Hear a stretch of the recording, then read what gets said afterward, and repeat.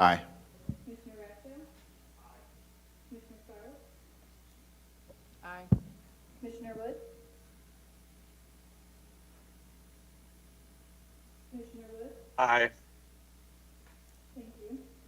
Secretary Target? Commissioner Morrison? Here. Chairwoman, you have 7 members present and 6 voting members present. Thank you. Next is the adoption of the agenda. I will entertain a motion in a second to adopt the agenda for today's meeting. No objection? Moving on to the vote. Madam Secretary, please call the roll. Chairwoman Allman? Aye. Commissioner Perry? Aye. Commissioner Raxell? Aye. Commissioner Scarlett? Aye. Commissioner Wood? Commissioner Wood? Secretary Target? Chairwoman, you have 5 ayes. The next item is public comment. Dr. Jen Hall, have you received any requests for a public comment addressing this meeting? Madam Chair, no public comment today. Thank you. With no objections, no questions, we will entertain, or I will entertain a motion in a second to adopt the minutes from the May 14th, 2026 committee meeting. Do we have a motion in a second? Second. Madam Secretary, please call roll. Chairwoman Allman? Aye. Commissioner Perry? Aye.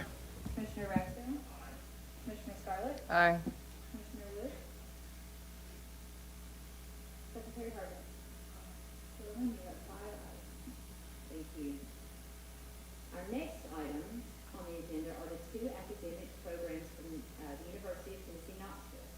Dr. Kyle Christmas, Senior Director of Academic Affairs, will provide an overview of the programs and introduce our speaker. Dr. Christmas, you are recognized.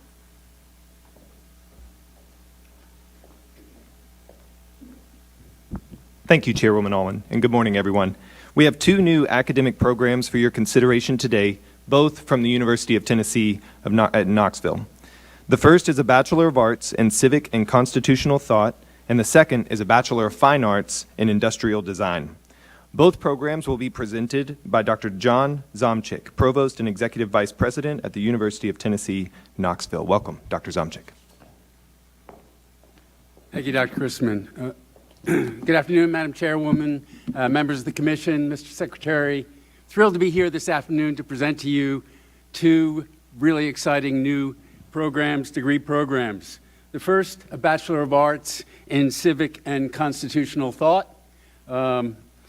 So you will know, a little more than 4 years ago, Governor Bill Lee signed into law bipartisan legislation that created the Institute of American Civics in the Baker School of Public Policy and Public Affairs at the University of Tennessee, Knoxville. The Institute is thriving on our campus, and the degree program that I will be presenting to you now is an organic and I think necessary step in fulfilling its legislative mission. With its focus on the historical foundations and current applications of civic and constitutional thought, the program will draw its multidisciplinary curriculum from the canon of Western political thought, history, legal studies, economics, public policy, and philosophy. Students in this rigorous major will develop deep historical knowledge of the foundations of the U.S. constitutional republic while learning how to engage in measured and informed dialogue over important national issues, preparing them to contribute to the strength and vitality of our public and educational institutions. Students who earn the degree in civic and constitutional thought will have multiple paths towards lifelong and rewarding careers in occupations that seek informed, thoughtful, and civil educators, public servants, and industry leaders. In addition to providing deep exposure to civic knowledge, the major will emphasize critical, analytical, and communication skills that are predicted to be in increasing demand as routine tasks become relegated to artificial intelligence agents. As you see, Lightcast expects a 6.7% growth in occupations that these degree recipients will qualify for. The major aligns very well with UT and UTK's mission in crucial and I think unique ways. UTK's mission, in part, is to, quote, advance the prosperity, well-being, and vitality of communities across Tennessee, unquote. We achieve this goal through our rich inventory of academic programs designed to prepare our students to transform their passions into a broad array of lifelong careers. A major in civic and constitutional thought adds to this inventory by educating future leaders with a deep knowledge of the way that government operates and why it operates in that way. I hope you can see that such a major is much needed and long overdue. We have designed the major so that it can be completed within 4 years, especially as a second major, which will make it especially appealing to students in the Baker School of Public Policy and Public Affairs and the College of Arts and Sciences. We also anticipate that our Tocqueville scholars housed in the Institute of American Civics will show strong interest in the program, as will students who intend to pursue a law degree. To this end, the program designers have worked with colleagues in our Winston College of Law to design a 3+3 program, thereby shaving off 1 year of study on the path towards earning a JD degree. Finally, a word about the finances. These financial projections are conservative, and they show a responsible path forward with revenues exceeding costs by year 2. In summary, this is an academically rigorous program, strategically aligned with the university's public mission, and designed for students interested in serving their communities by working to strengthen our national institutions. For these reasons, I respectfully ask for your approval of the Bachelor of Arts in Civic and Constitutional Thought, and I'm happy to take any questions you might have about this program. Any questions for Dr. Zomchik? Mr. Perry? I don't have any questions, Dr. Zomchik. I suppose there's some remote possibility that as a former teacher and a lawyer, I might be biased in favor of your program, which creates teachers and lawyers and makes it cheaper to pursue both and teaches students about democracy. I think this program is wonderful, and I just wanted to say that on the record. Thank you, Commissioner. I'm just Any going to, questions? Commissioner Ragsdale? Dr. Zomchik, I just want to thank you. I think this is an outstanding program, and the Baker Center is making a huge positive impact, I know in East Tennessee, but I think across our state and our country as well. So best wishes for continued success, and please let Mary Ann know that we appreciate the job that she does at the Baker Center. I will certainly carry that to her, Commissioner. Thank you. And I'll move approval of the request. One Oh, more I'm sorry. question or comment? Is that Cindy? I was going to kind of reiterate what both these gentlemen just said. I think this program sounds like it's going to be fascinating, and I look forward to learning a lot more as you continue to go down the pathway. Thank you, Commissioner.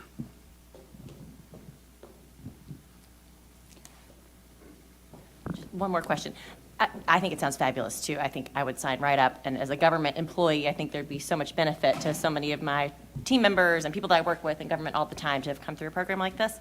The question I have is just thinking about the traditional political science major, and how would you advise students this versus that? Just, is this a sort of more pointed, focused version of a political science major, or how would you, if you're advising students coming in and thinking about both those options as kind of flexible majors that would allow for a lot of career pathways? Yeah. What are the similarities, differences you see? So I think the one similarity is obviously they both deal with government on some level, but I think that there's a really broad gap between the two of them. Political science major tends to be much broader in its focus. It takes into account international as well as national, current as well as, and in some measure, quantitative approaches to understanding the discipline of political science. What we have here in this degree, and it's something that speaks to me personally, is a deep familiarity with the foundational ideas, philosophies, and documents that are at the heart of our U.S. government and our democracy. It's interesting, when I presented this to our Board of Trustees, President Boyd said something that really resonated with me, and he said, this is a great thing to be doing at the 250th anniversary of this great country. And so I think what these students will get is just a comprehensive understanding of what the American experiment has been and how that relates to a millennia of a tradition of democracy, self-government. And so you're absolutely right. A very long-winded explanation of it's much more focused on what makes this country so unique and so special. No, that's very helpful. I think it'll be helpful for high school counselors and others to kind of understand those distinctions as they're helping advise students who are thinking about options. So thank you for that. Absolutely. Thanks for that. No other questions, no objections, we will take a roll call vote. Madam Secretary, please call roll. Chairwoman Almond, Aye. Commissioner Terry, Aye. Commissioner Ransborough, Commissioner Scarlett, Aye. Commissioner Wood, Aye. Secretary Hargett. Chairman, you have 6 ayes. Thank you. Dr. Zomchik, you're presenting our second program as well. You have the floor. Thank you so much. And Commissioners, this is about as different a program from civic and constitutional thought as I could be presenting to you today, but I'm equally excited about this program, if for different reasons. This program connects design thinking, technology, manufacturing, and human-centered problem solving. And it will be responsive to the needs of students, employers, and the economic prosperity of our great state. This professional program will educate its students in a cohort-based studio model, as you'll see, 18 students per year, to work in creative interdisciplinary teams in design studios. They will learn to design products that are effective, intuitive to use, aesthetically pleasing, and responsive to consumer demand. This program will supply a key part, we believe, of the workforce in industries like advanced manufacturing, healthcare, digital product development, consumer products, and wearable technologies. Strategic alignment is strong. This degree program is hyper-focused on developing workforce-ready skills in its students, in alignment with THEC's master plan and as part of our university's mission. I also want to add it will be the first program of its kind in the state of Tennessee, thereby supplying employers a pipeline of graduates with skills that they need. Program will be also a fabulous addition to the portfolio of degrees offered by our College of Architecture and Design. And Commissioners, I want to recognize our Dean of the College of Architecture and Design, Dean Jason Young, who is with me today. So we'll attract students who want to make useful and, dare I say, beautiful things, connecting them with programs in engineering, business, advertising, while giving them access to our fabulous makerspaces, including our Fab Lab, our fabulous fabrication lab on Gay Street in downtown Knoxville. Graduates of this program will be able to work effectively in the complex and iterative process of product development. These professionals will be trained to always keep the end user of the products in mind as they collaborate with technical teams on concept development, digital design, and prototyping of the products. The core strengths developed in industrial design will remain durable even as technology changes. The job markets for graduates is strong, especially in a state like ours with large and important manufacturing and healthcare sectors. As I said, we will admit a cohort of 18 students to begin. Students most likely to thrive in this program are those who are curious about how things work, drawn to both functionality of products and the way that they look, and students who want a hands-on experience in their educational journey. We expect that we will have 60 students by year 5 and graduate on average 12 to 15 per year. This program is sound financially, with revenues sort of equal after year 1 and then revenues outpacing costs by year 2. In sum, this program responds to workforce demand, supports the future of Tennessee industry, and strengthens UT Knoxville's distinctive position at the intersection of design, innovation, and manufacturing. For these reasons, I ask your approval of this program of the Bachelor of Fine Arts in Industrial Design, and I'm happy to answer any questions that you might have. Do we have any questions for Dr. Zomchik?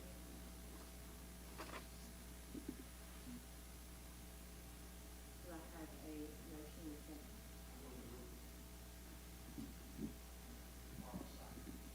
Thank you.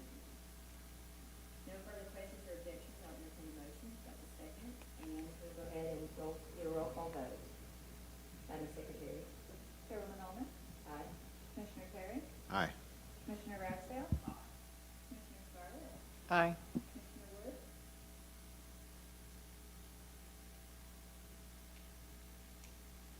Commissioner Wood, I saw you come off mute. Secretary Fargo. Chairwoman, you have 5 ayes. Thank you. Thank you very much, Commissioners. Next item on our agenda is the focus baccalaureate degrees approval process policy. Dr. Julie Roberts, Chief Academic Officer, will provide an overview of the policy and then answer any questions. Dr. Roberts, you're recognized. Thank you so much. I'm a little shorter than Dr. Zomchik. So this isn't a new concept to this group. I know I presented on this at our last meeting, but really excited to hopefully get this over the finish line for approval over the next couple of days. So just as a quick refresher, reduced credit bachelor's degrees are degrees that are between 90 and 119 credit hours. We're seeing in practice, majority of the time, they're actually between 90 and 100 credits. The first reduced bachelor's degrees were approved in 2023 at both Ensign College and Brigham Young came out with some during that same year. We started seeing institutional accreditors develop policies in 2024. So these are things that have been moving pretty quick as far as the uptake, but really kicked off in 2023. SAC-COC had released guidance in March, in the first guidance they had around reduced credit bachelor's degrees, but recently met in June and have given some updated guidance that I'm going to speak to here in just a minute, which affects the policy, I think, in a positive way for us today. Over 60 colleges and universities have already been offering reduced credit degrees. That number keeps going up every day. We're seeing news all the time about new institutions that are testing the waters with these types of credentials.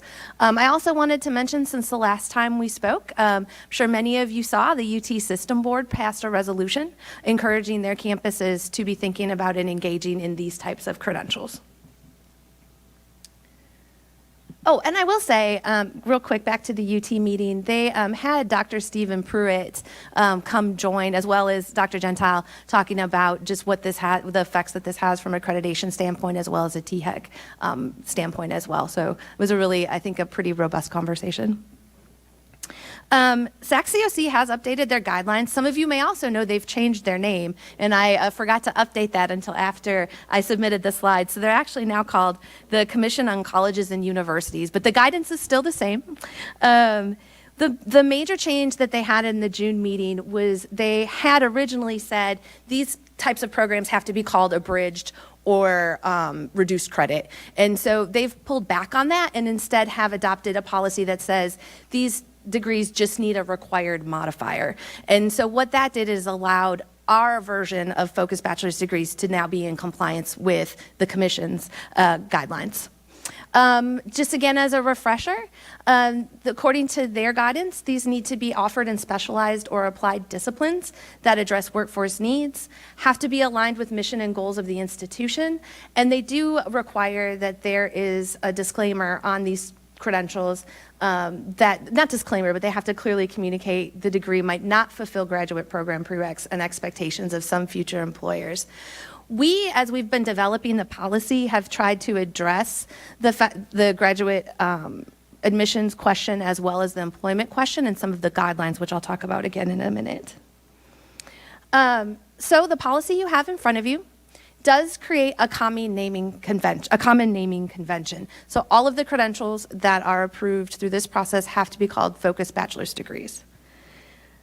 There's also a framework which I'll talk about here in just a sec, about what types of criteria campuses need to be thinking about when they're developing these programs. And I just want to reiterate, this is a first step that lays on top of two of our other policies. So campuses still need to go through our new academic program approval process or our academic program modification process, which that's a process that there's already an existing program that they want to modify. They can do that and then we'll update it in the academic program inventory. I've highlighted some of the changes from the last version that you've seen this based on feedback from some of the folks here in the room, as well as some of our campus partners. So really appreciate the thoughtfulness of everyone that's reviewed the policy for us. We do require campuses talk about demonstrated alignment with in-demand workforce needs. There has to be industry involvement in the development of these programs. And so we really want to make sure that the programs that the campuses are developing do clearly align with industry needs in the area.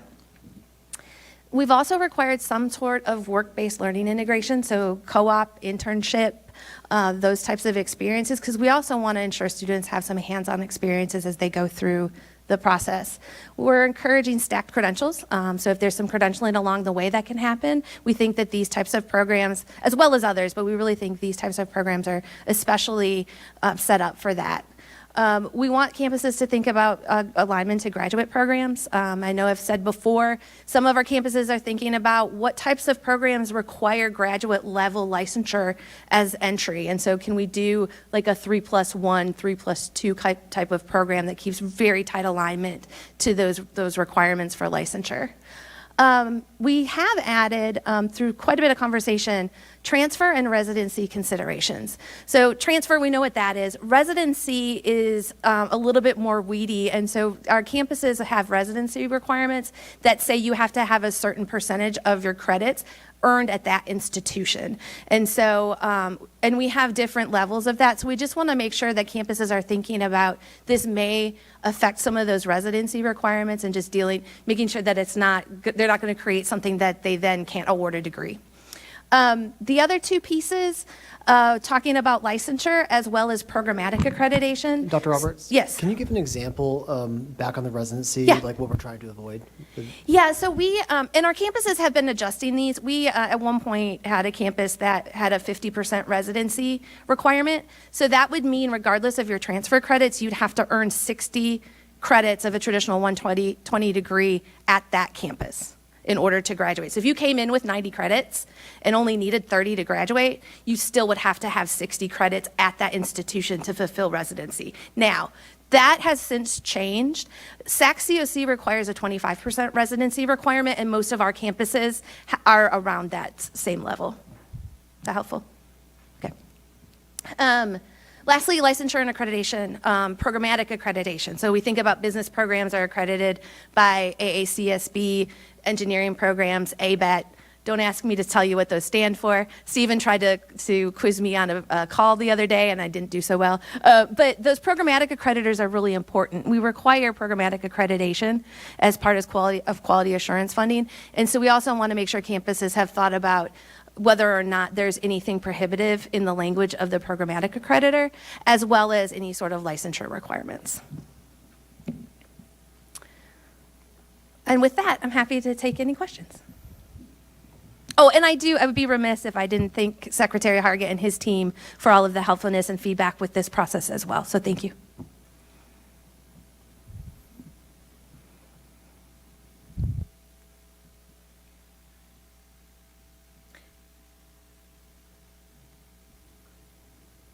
Okay. Any questions for Dr. Roberts? Do we have a second? I'll second. There we go. Absolutely. Thank you. Dr. Roberts, thank you for you and your team and all your assistance in bearing with us and all the research y'all have done. You know, I've had the opportunity, you know, I guess they had some spare ink in the local, what they used to call newspapers. Now I guess it's Screen Time, to have a couple of op-eds, both in the Tennessee and the Atlanta Journal-Constitution. And also we posted those online. It's interesting some of the comments we get. Want to reiterate, this is not meant to be a substitute necessarily for a four-year degree. I anticipate you're going to have a lot of 18-year-olds who, like my children, who this would not necessarily be the path that they want to do because, frankly, at 18, they don't know the path that they want to be on yet. So perhaps a 90-hour program is not suitable for them. Also want to make sure the public, anybody that's interested knows, we're not doing away with 120-hour programs. So I anticipate more likely than not, most of these students will be more non-traditional students who have been out in the workforce or returning from, you know, military active duty and then deciding, hey, I'm ready to put the pedal to the metal and get out and earn my degree. So this is one more instance, I believe, where Tennessee can really be leading the way and showing people how we can get people more workforce ready and meet the needs. I mean, we've got jobs out there that can't be filled. And I think this is another way that we can demonstrate that Tennessee is leading in higher education. Thank you. Great point. Commissioner Smith? Permission of the committee. I'm not opposed to this. The questions that I have is, does it go far enough to achieve those goals? Not, and part of that is there is a sort of presumption of, we had a 120-hour program and now we're talking about a 90-hour program plus or minus. And part of the issue associated with 120 was that it was a somewhat arbitrary creation in and of itself. The difficulty is that if you make that argument, then you've got to say this is equally arbitrary. Because there isn't anything magical and different about 90 hours as being what is necessary for a degree than it is to say that 120 hours. And so it's with that premise that is this really a way in which we can capture what a degree means? What is the outcome? What is the deliverable that we're credentialing to the outside world is a product of completing this degree? And to that extent, I think that there are other components that might be well considered to embed in this. And if we're going to create something new, then let's really do something new. And if we're going to establish this in this environment of taking a leadership position, and I think, as Tennessee has demonstrated so many times, this is yet another opportunity. And so I would say that but I don't want to derail, but the consideration for competency-based degree performance, this is perfectly right.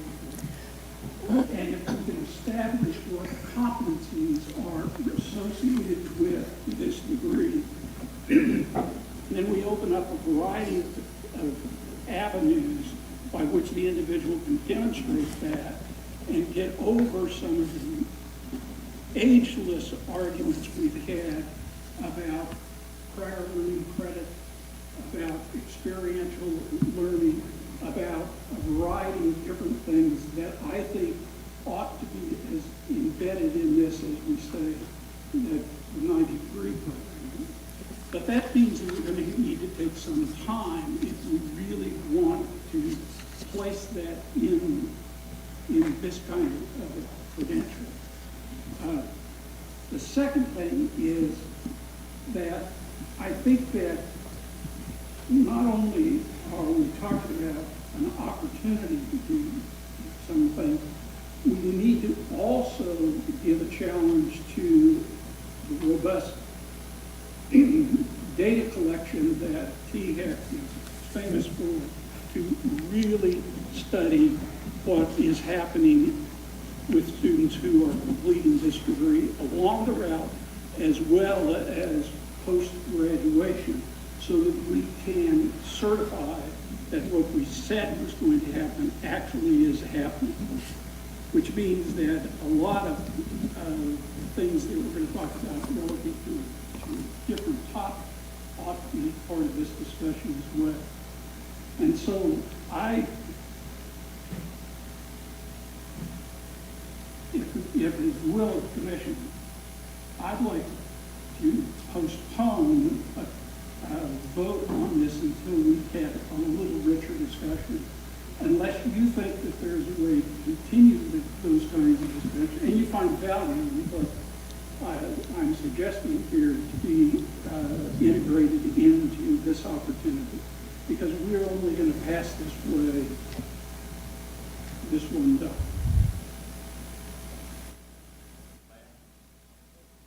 Secretary Hargett. Well, Dr. Smith, I mean, you're like Obi-Wan Kenobi to me, all right?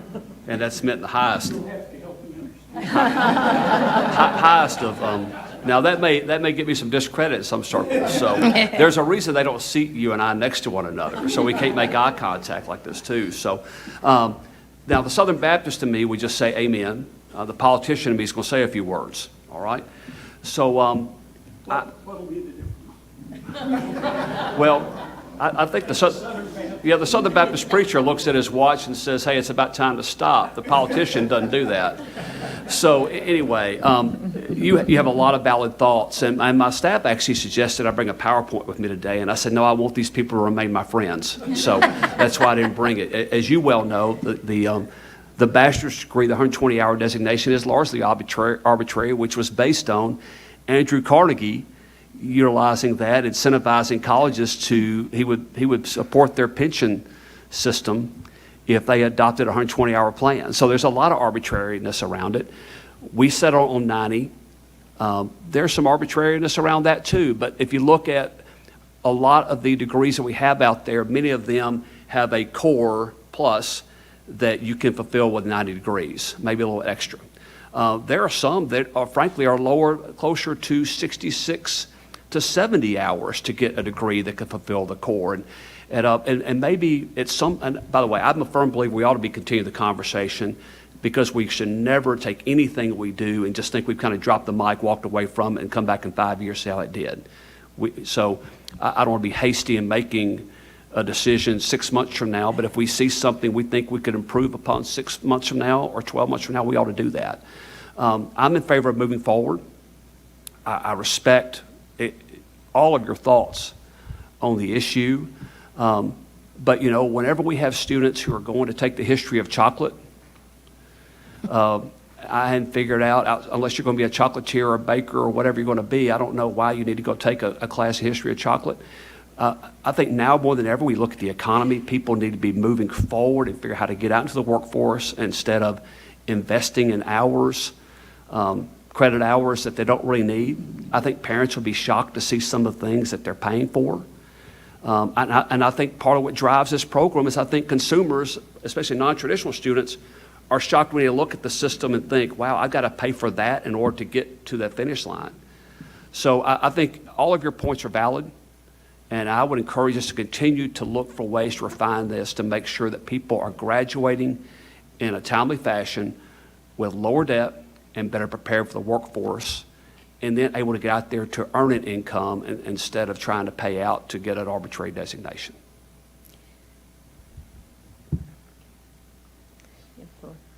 follow-up question. I'm excited about this notion for a number of reasons that the Secretary outlined, but this may be a question that comes from ignorance and living in the K-12 sector. But I think, Dr. Roberts, you said that these programs would still have to come through THEC for new program accreditation or approval or modification. And I just wonder, like, are institutions in our state coming together or with other institutions that are already offering these kind of programs? So in the teacher prep world that I know best, for example, if you wanted to create a 90, focus degree program, what would be the conversation around what to cut, what to, promote? How would you think about student teaching experience? I just wonder how much collaboration is happening across programs and across state lines in terms of what some of these new program models might look like so that we are not sacrificing the skills and experiences that students need in a shortened time period.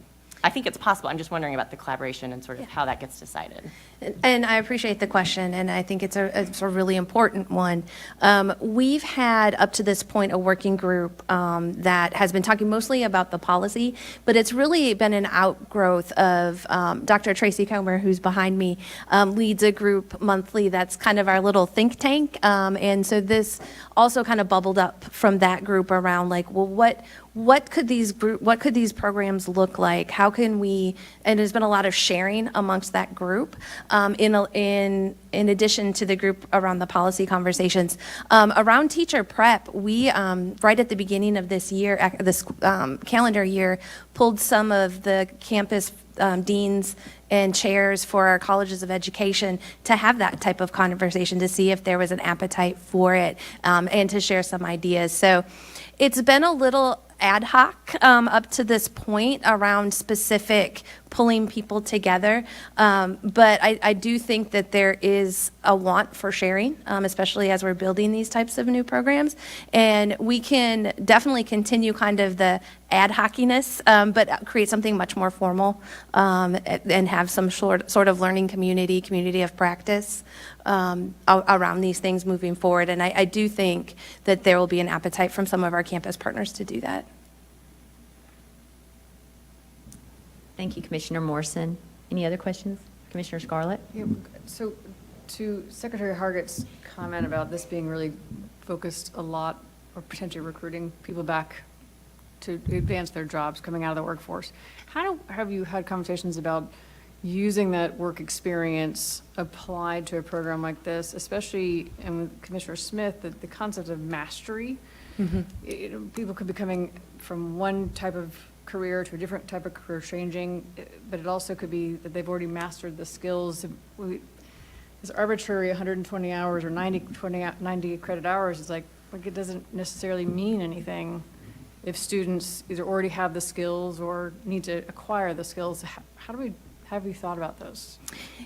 So a couple thoughts there. And if I may, Commissioner, go back real quick. I realize I didn't answer part of your question around what, and I think this aligns, what pieces come out of 120. And we're seeing for the most part, for the majority of the time, it's elective credit.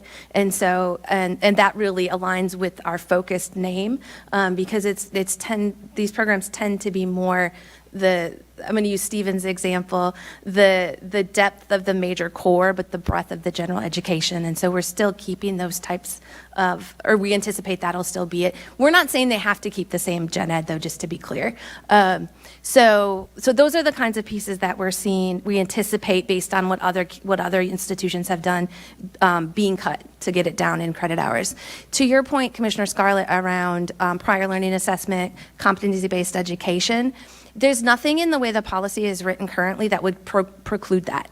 And I think that was part of the outgrowth of the conversation about residency as well, because agreed, we think that a lot of these programs will likely attract adult learners that have quite a bit of experience. And so just know right now the way it's written, it wouldn't preclude any of that. Now, if we need to come together and pull some folks in around how we could better incorporate it, we could absolutely do that. But again, there's nothing that would preclude that from happening. Is this purely for universities or is this for community colleges as well? Universities as it's written, yes.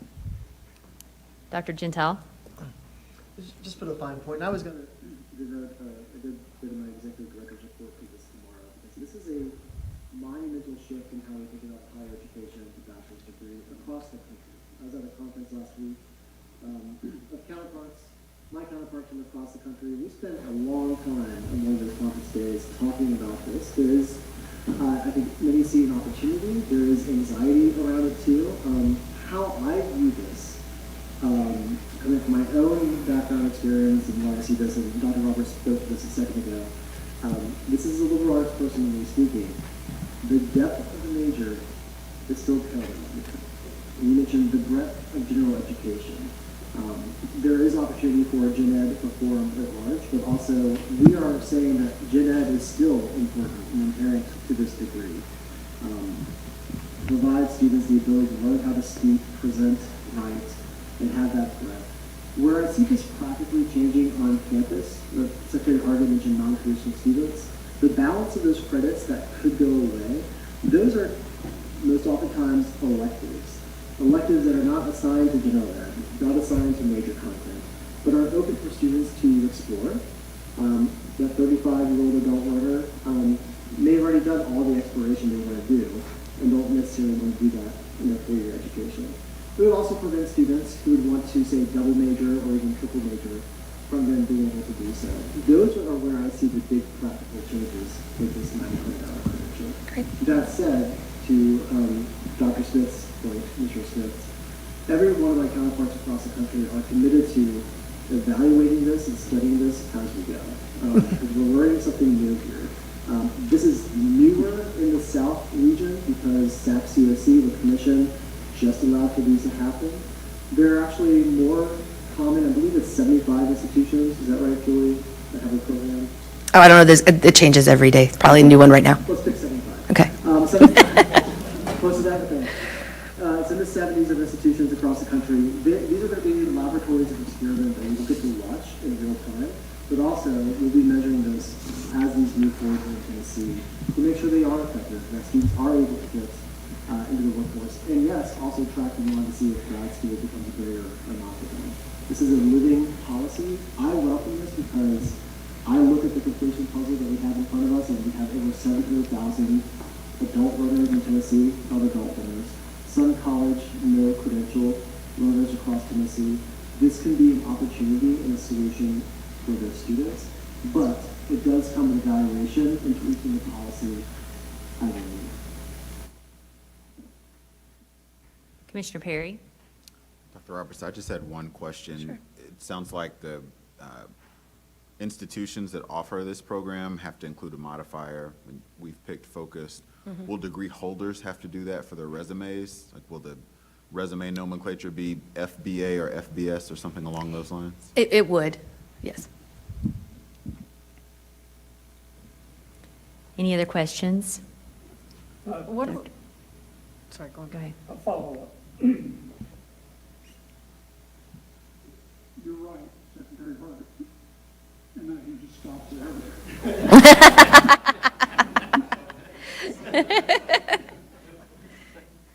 I think the value of this give and take in this public arena is for our audience to understand that we'll have a second bite at the apple. And that, at least from my point of view, I would like to see some bold and creative responses, including the credentialing of prior credit, including creating more competency base. And if that means that somewhere along the line we're really talking 75 hours or 62 hours, then so be it. If we can stand on the principle that we can certify and we can say as part of the institution's promise, we have delivered an educated person, and we know what that means. And when you think about it, 90 hours, maybe even worse, to say how arbitrary it was, the 90 hours was based upon seat count. The number of minutes that an individual sat in his seat to earn a single credit hour. It never said that they learned anything during any of that period of time. So that's what I'm feeling is to take this as our opportunity, and for those who are listening with open ears and an appetite for challenging these age-old assumptions, then have at it. this commission would stand ready to support that. Commissioner Scarlett. What have businesses said about having an, what do you call it, an FBA? Focused bachelor's degree.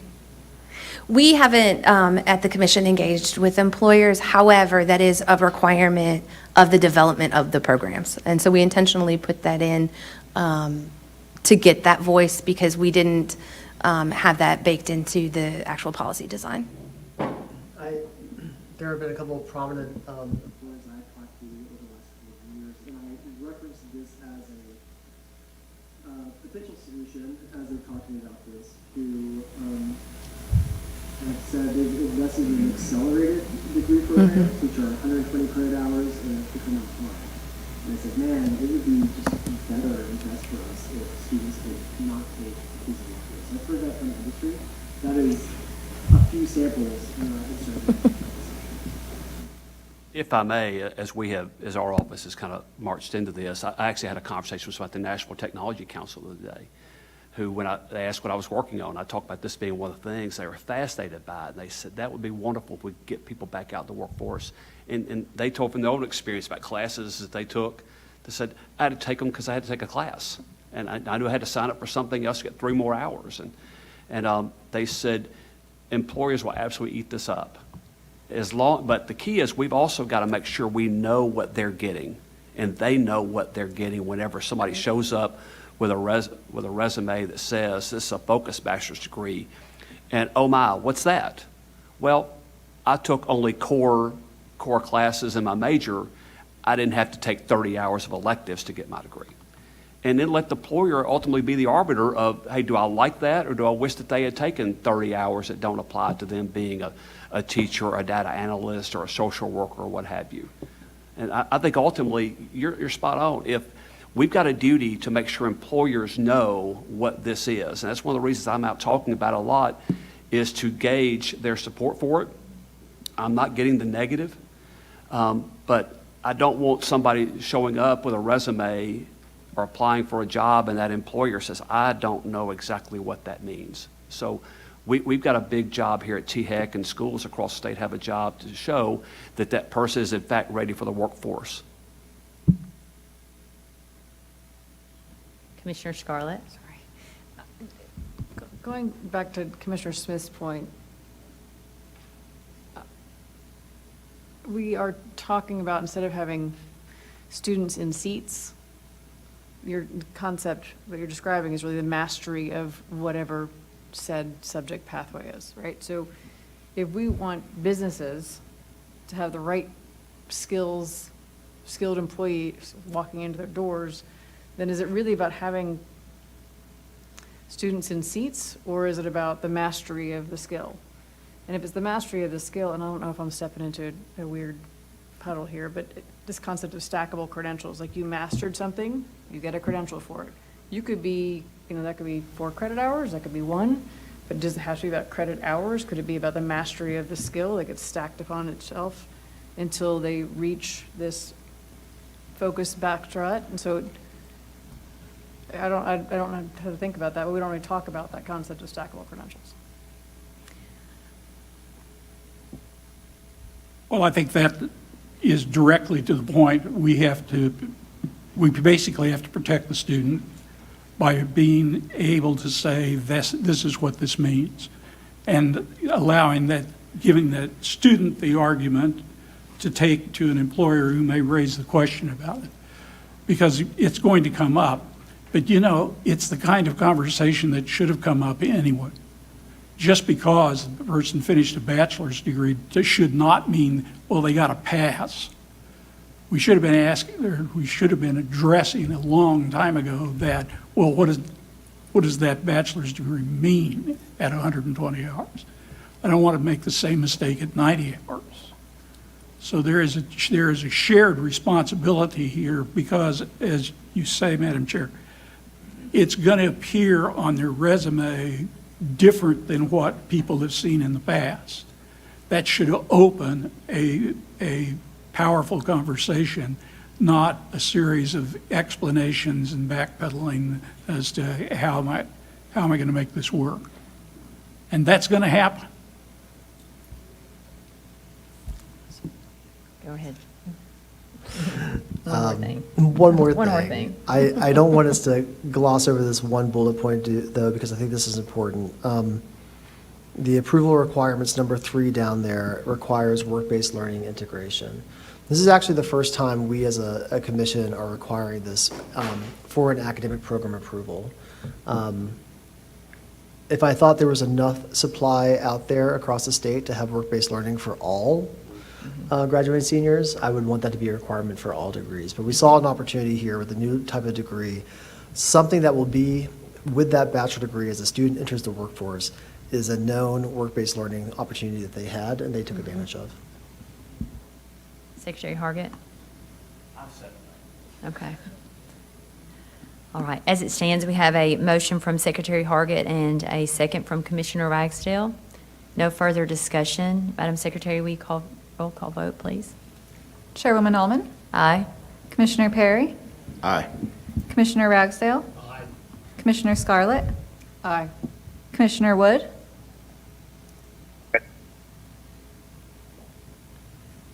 Secretary Hargett? Chairwoman, you have 6 ayes. Motion carries. Final item agenda is other business. If we have any other business to take up at this time, I'll turn it over to any of the committee members. Any questions, comments for the good of the group? All right, oh yes, please. I would love at some point, I know we're not so limited on time, to have a further conversation about what you mentioned with residency earlier and how SACS is now, I guess, at 25%. I would love to hear pros and cons. I think I have my ideas about the pros and cons of those things are. We certainly don't want to water down the value of receiving a degree here in our state, but we also don't want a student having to climb through other hoops that they shouldn't have to climb through when they got to, once again, what we call the arbitrary number. But I'd like to have a further conversation about that when time permits. Good, thank you. Okay, this concludes our agenda. No further business. And before I forget, I'm not forgetting, of course, before we conclude our meeting, I do want to say thank you again for having us, for also hosting our meeting today and tomorrow. We appreciate it. You have a beautiful campus and a lot to be proud of. Thank you. All right, no further business. We stand adjourned. Thank you.